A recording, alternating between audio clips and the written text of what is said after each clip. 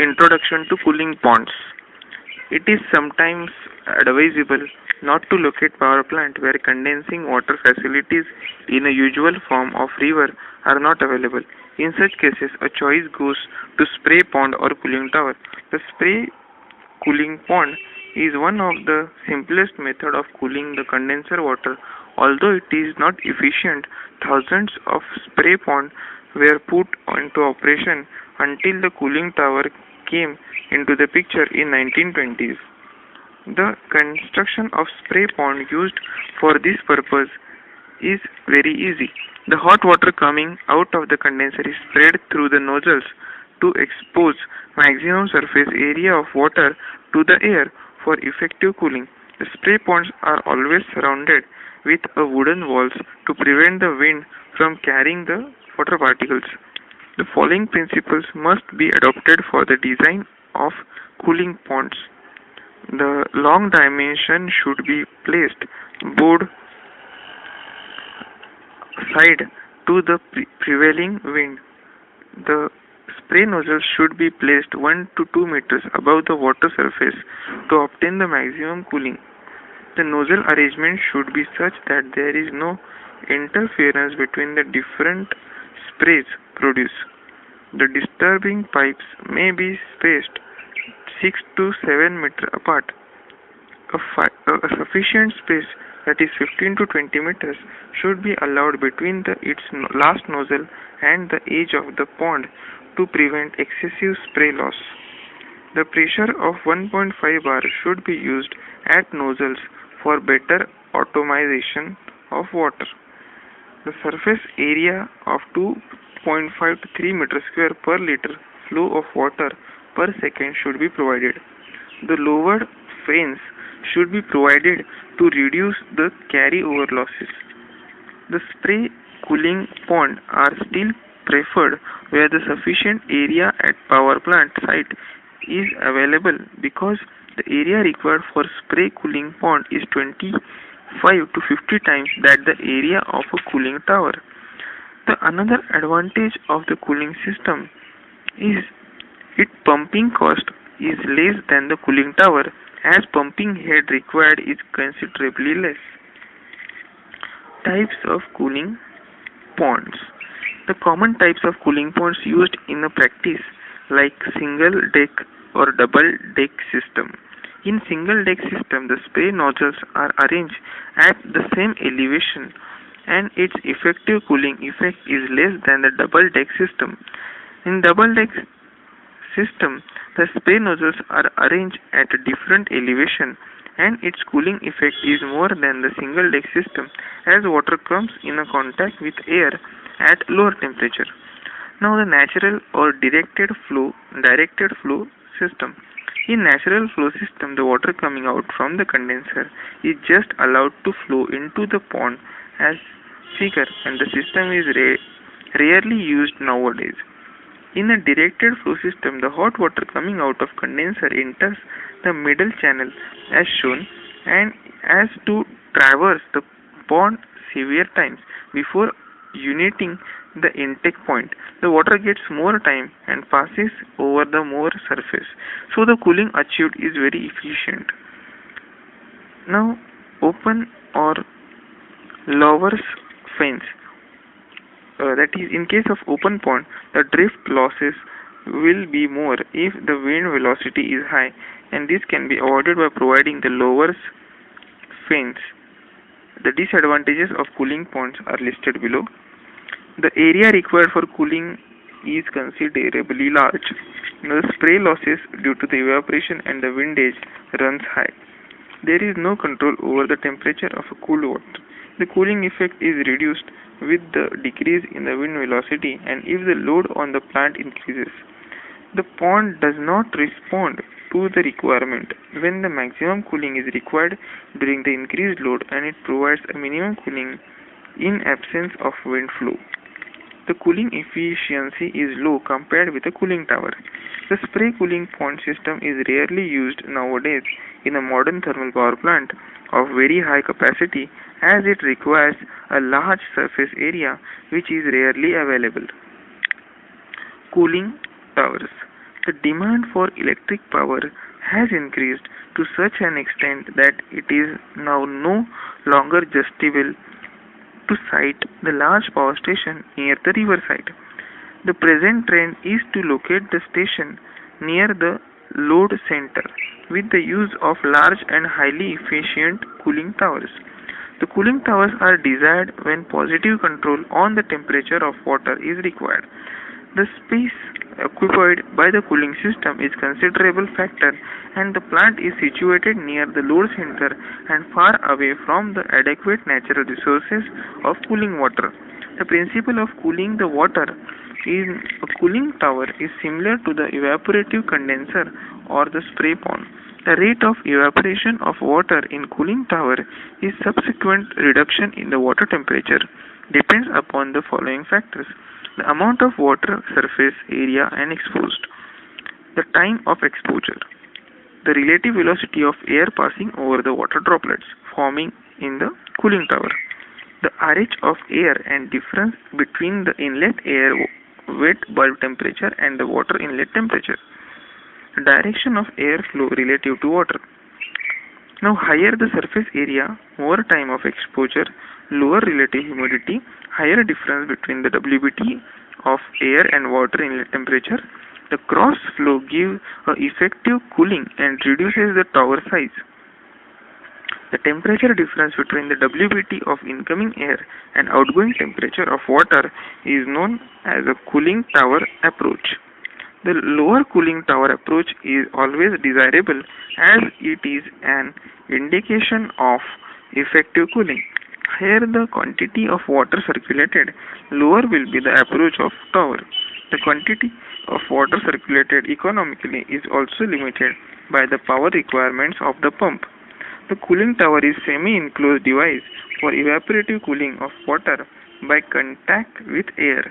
It is a wooden, steel or concrete structure, and corrugated surfaces or throat or baffles or perforated trays are provided inside the tower for uniform distribution and better automation of water in the tower. The hot water coming out from the condenser is fed to the tower on the top and allowed to trickle in the form of thin sheets or drops. The air flows from bottom of the tower or perpendicular to the direction of water flow and then exhausts to the atmosphere after effective cooling to prevent the escape of water particles with the air draft emissions provided at the top of tower. The cooling water are mainly divided into the two groups as a natural draft or atmospheric cooling towers and the mechanical draft towers as per the air flow through the towers.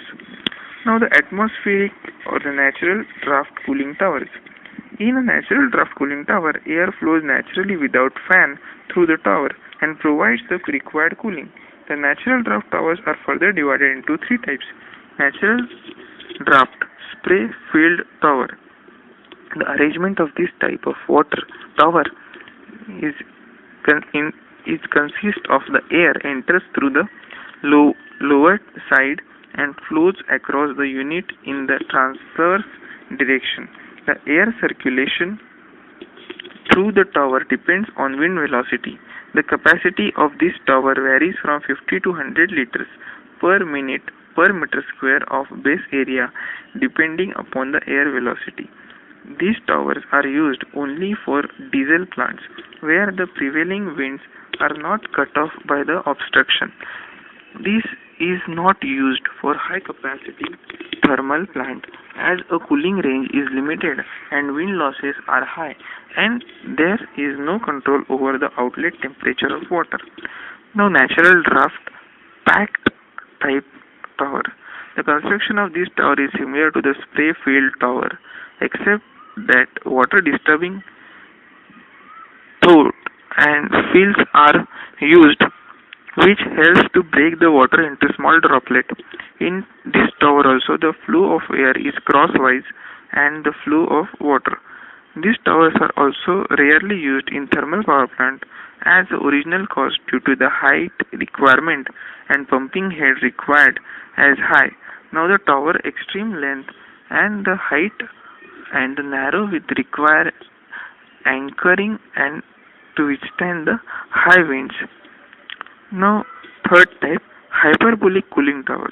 The first hyperbolic cooling tower was an in the Emina Coladi, and in 1960, the hyperbolic cooling tower was widely used in Europe.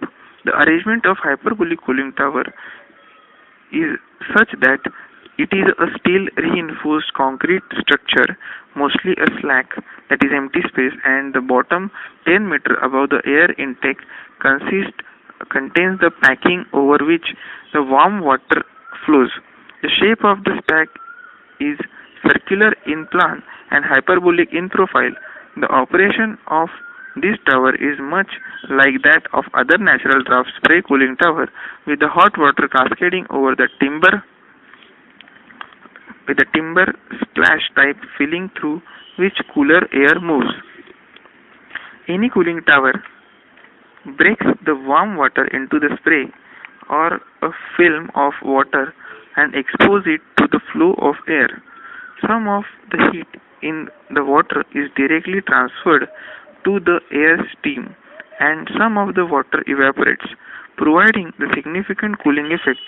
Then the moist warm air goes to the atmosphere and the cooled water is collected and returned to the power plant.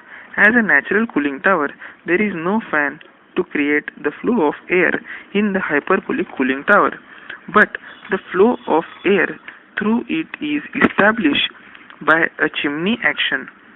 The flow is created by density difference between the atmospheric air and the air inside the tower, which has been warmed by the hot circulating air.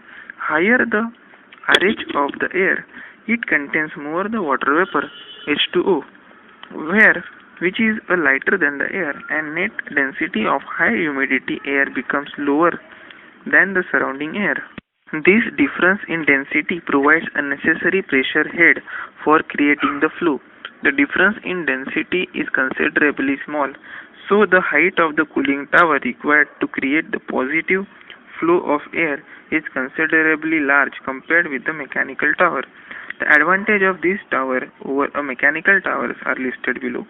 The hyperbolic towers have the cooling capacity comparable with that of multi-cell installation of induced draft cooling tower, and they also require the considerable less ground area. Since no fans are needed, power cost and the auxiliary equipment are eliminated, and therefore the operating and maintenance costs are consequently reduced. It gives a more or less trouble-free operation. The hyperbolic tower's chimney shape creates its own draft, assuring the efficient operation even when there is no wind. Ground fogging, warm air recirculation, which are often the facing problem with mechanical draft installation, are also avoided in the hyperbolic tower. The tower may as high as 125 meters to 100 meters in diameter, and the base with the capability of standing wind of well over 160 km per hour, which is a hurricane speed. This structure are more or less self-supported structure. The enlarged top of the tower allows water to fall out of suspension. Hyperbolic natural draft tower works best when the difference between the cold water and the WBT of air, that is TWBT minus TWI, is equal to the or is greater than the difference between the hot water and the cold water temperature. That is when approach is equal to or greater than range. Therefore, they are preferred when operating conditions couple low WBT and high relative humidity. The major drawbacks of this tower is listed below. Its initial cost is considerably high due to the height structure construction. Its performance varies with the seasonable changes in the DBT and RH of air. While initial cost may be higher, the saving in the fan power, longer life, less maintenance always favor for this type of tower. It is also more favorable over a mechanical draft as the central station size increases. The hyperbolic towers are almost often selected over the mechanical draft towers under the following operating conditions. The combination of low WBT and high inlet and outlet water temperature exists, that is a board cooling range and long cooling approach. Heat loss is heavy during the winter. A natural draft hyperbolic tower is used mainly for large cooling duties. For example, in power station where the closed approach to WBT and accurate water temperature control is not very essential, through its initial cost is high, it has an advantage of low maintenance and operation cost because of the absence of fans and other power consuming mechanical devices.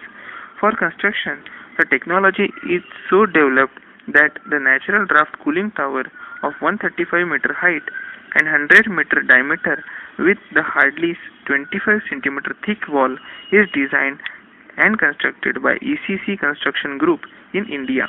If the dimension of egg were proportionally increased, the cooling tower shell thickness would be one-third that of the egg. ECC has advanced construction technology and comparison engineering services to undertake such challenging projects.